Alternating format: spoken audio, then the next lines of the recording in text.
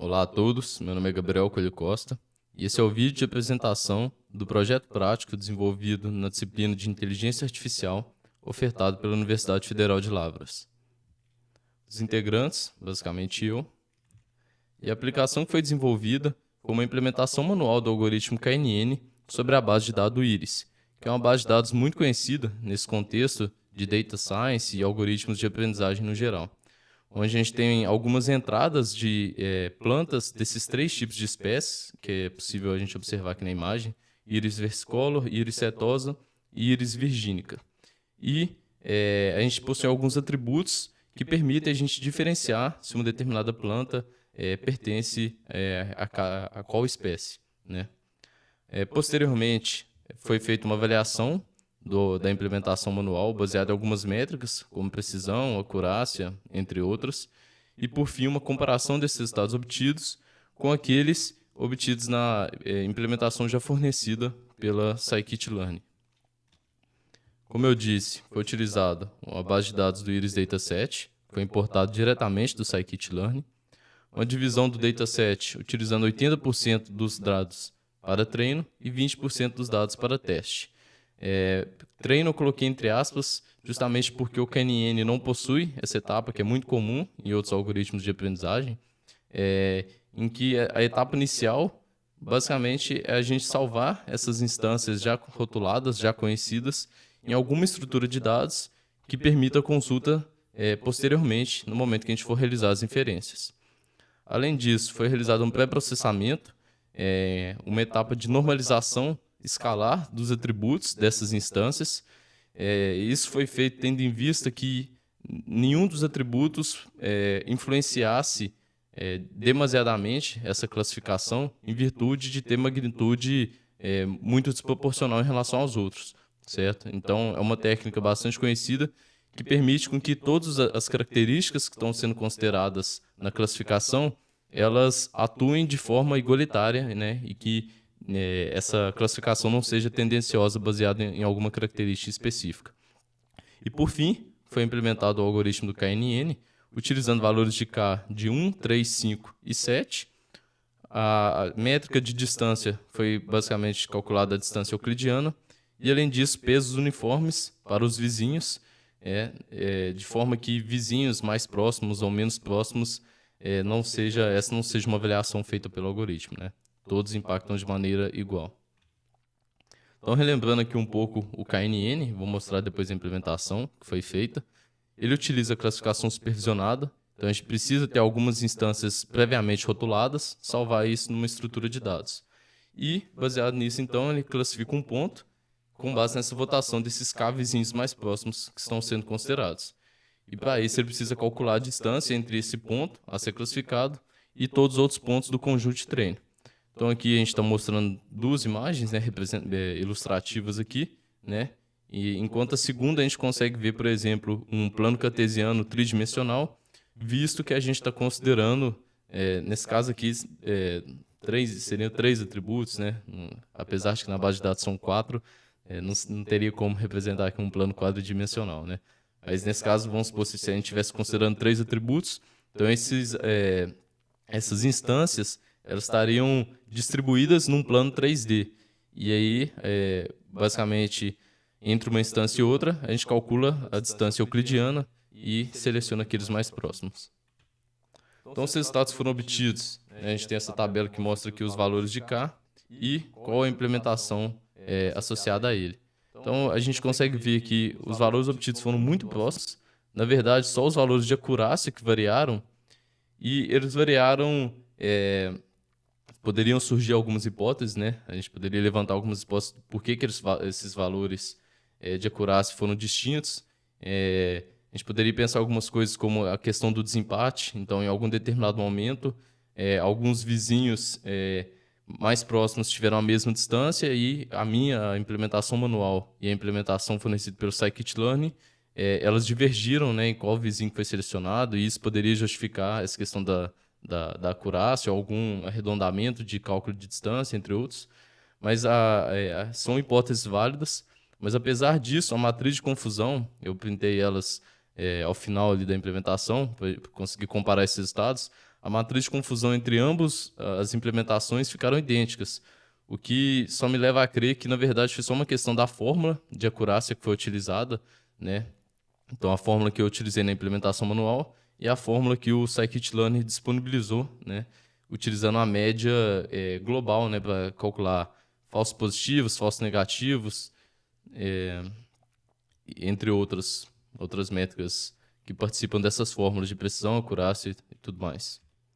Então, como conclusão, tanto a classificação realizada pela implementação manual do KNN quanto aquela disponibilizada pelo scikit-learn geraram as mesmas matrizes de confusão, como eu comentei, para todos os valores de K, inclusive. Então, esse de que ambos os métodos apresentaram desempenho equivalente, né, nas instâncias, nas inferências, né? E essas pequenas variações nos valores de acurácia, como eu comentei, devem ser diferença na forma de cálculo, né? Uma vez que a scikit-learn utiliza a média global das acurácias por classe. Então, vou mostrar aqui agora a implementação que foi feita. Vou mostrar primeiro, inicialmente, aqui o código. Então, a gente tem o nosso arquivo main aqui, que serve como ponto de entrada. A gente definiu uma lista com os valores de K, que vão ser iterados, e vão ser utilizados tanto na classificação manual, quanto também na classificação do algoritmo, na implementação manual, perdão, quanto naquela fornecida pelo scikit-learn. Então, aqui na implementação manual, a gente tem uma classe do KNN com alguns métodos privados que realizam, né, funções específicas, etapas específicas relacionadas ao algoritmo. Então, a gente tem aqui, por exemplo, essa função de normalização do dataset, como eu disse, para obter esses valores entre 0 e 1. Temos aqui essa função que basicamente extrai o mínimo e máximo de cada um dos atributos associados a todas as instâncias do dataset de treino. Método privado de cálculo de distância euclidiana.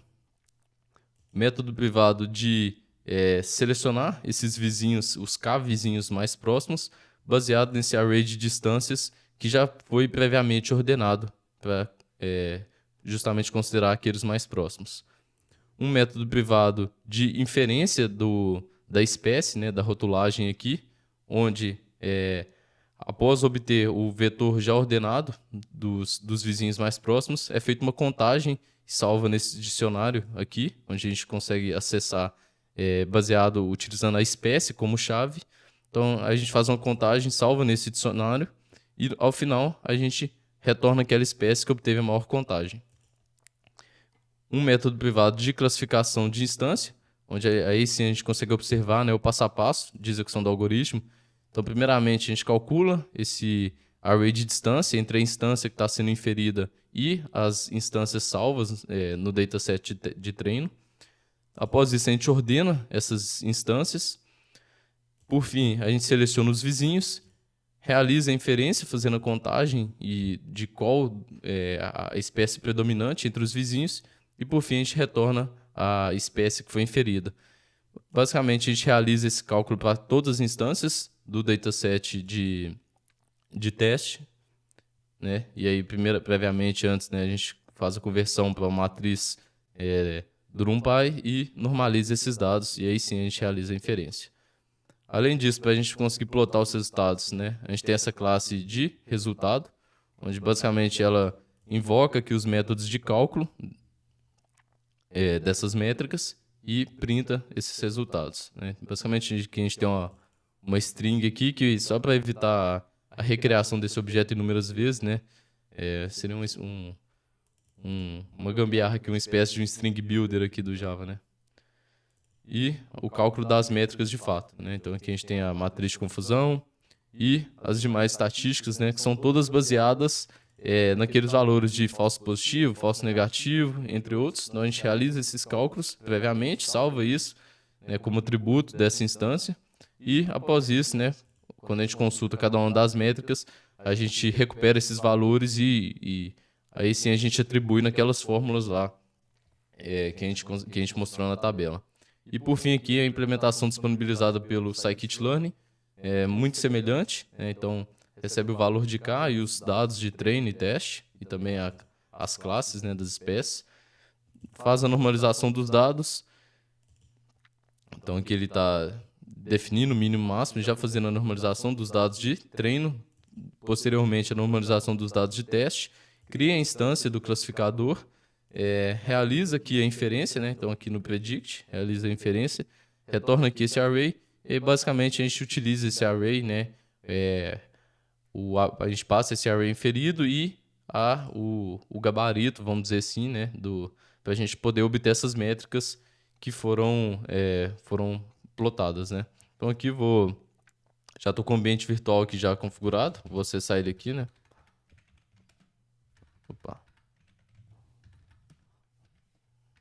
Venv. Activate.